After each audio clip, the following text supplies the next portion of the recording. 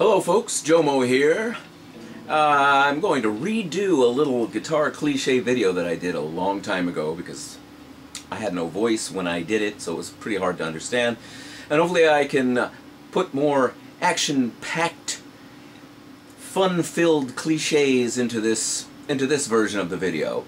In any case, what I'm going to do is I'm going to cut to my left-hand view so you can see what the heck's going on here and pass along this time-worn, lovely blues and rock traditional guitar information.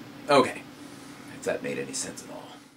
So, what we're going to be working out of today for all you guitar players, we're going to just sort of be honing in on this pentatonic minor rock scale fingering right here at the 5th fret, on this A being our root here.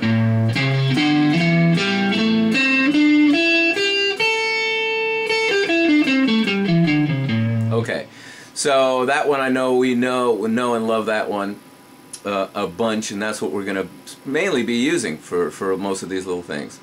Okay, so the book that I got this all from had these handy-dandy little pictures in it so that you could really see, but hopefully I can get in there close enough so you can see what these things are. So if we play this scale, sort of the first cliche is going to be this one. So we play up to this note here in the scale, which is the 4th. We can bend the heck out of this thing. So it requires, when you're first trying these things, you can use these other 2 fingers to help bend this finger bend, because it's a little bit rough in the beginning. So you can push up basically 2 frets worth of note there, so you're getting a whole step bend there. You can also bend it a half step, right? You put a little vibrato on it, and it sings, right? Oh, I should also say that within our trick bag here, that we also have hammer-ons and pull-offs. So on that same string, we can pick under the first finger note there, where you see that, and then I can hammer on with my ring finger.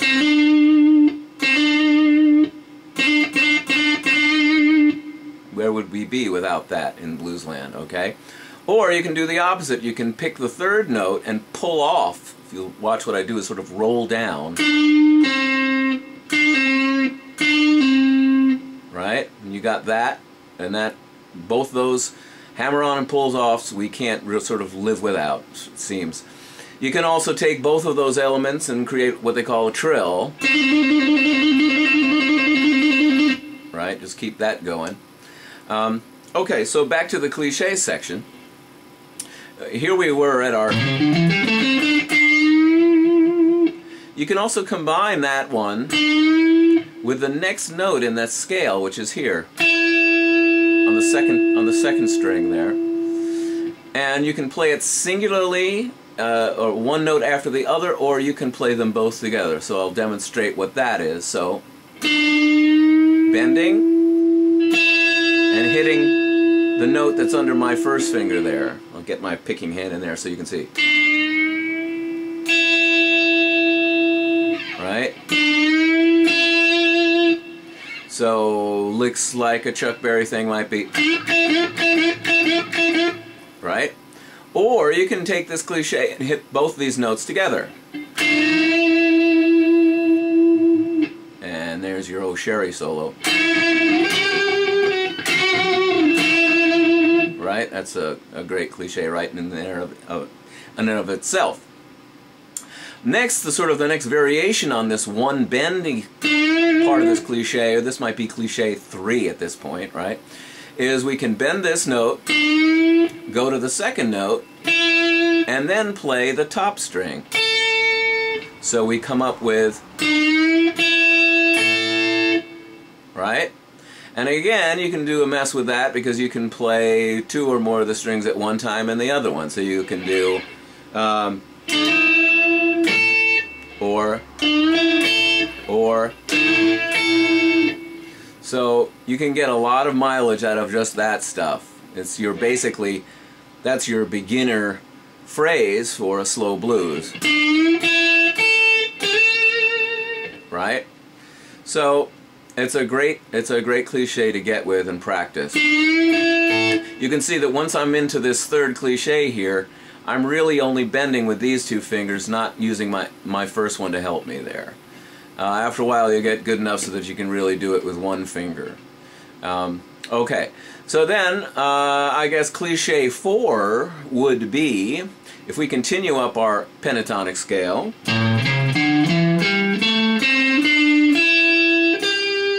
that note right there, which is under the pinky, if we cop that with our ring finger and bend up a whole step again, we get the quintessential, yeah, I'll say it again, B.B. King. It's like a B.B. King riff right there. Right? Just all itself. You can also combine this bend. You notice I'm not bending with my pinky, I'm bending with my ring finger because it's the pinky is weak. You can also combine this with that first note, that tonic note there on the top string there. Right? Either singularly picked or together, picked together. Okay, then you have, what was that? I don't know. I can't keep track of the numbers of these cliches, but in any case, so we have, okay. We can also, you can continue this scale, and after the tonic of it, that note right there is a good one to bend up a whole step.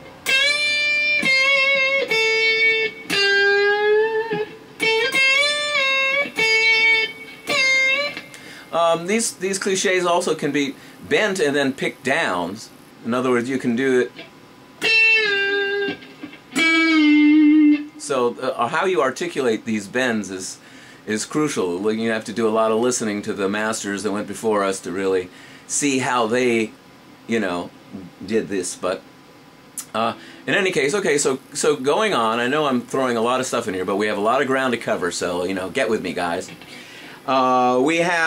We have this cliche, which is a kind of a combination of two of them. So I'm here, back here on the third string there.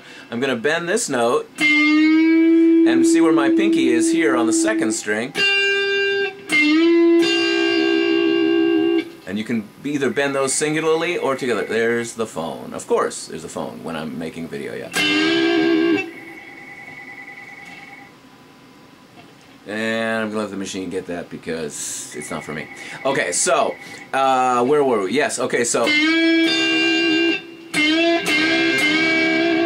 And you can see I can also throw in that top note there if I'm cagey. Okay? This is your quintessential sort of Jimi Hendrix wail craziness bend, okay? Alright, so now what we can do is we can go on to the double stop section of this video. So I've basically gone out of my scale fingering by being able to do that. I'm here again at one on the third string and on the second string. So I'm playing a double stop with my ring finger. I'm playing the second and third strings together. And I'm pushing down real hard, and I'm pushing both those strings up, pushing them back, pushing them up, and releasing them, adding vibrato. 2. So that's strings, the same strings, but I'm playing it on under the first finger there, strings 2 and 3, right?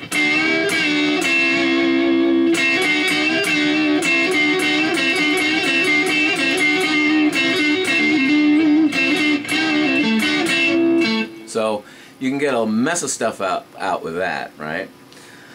Then what happens is you start messing around with these things. You start combining them in all different ways, and you come up with rock guitar. It's just pretty amazing.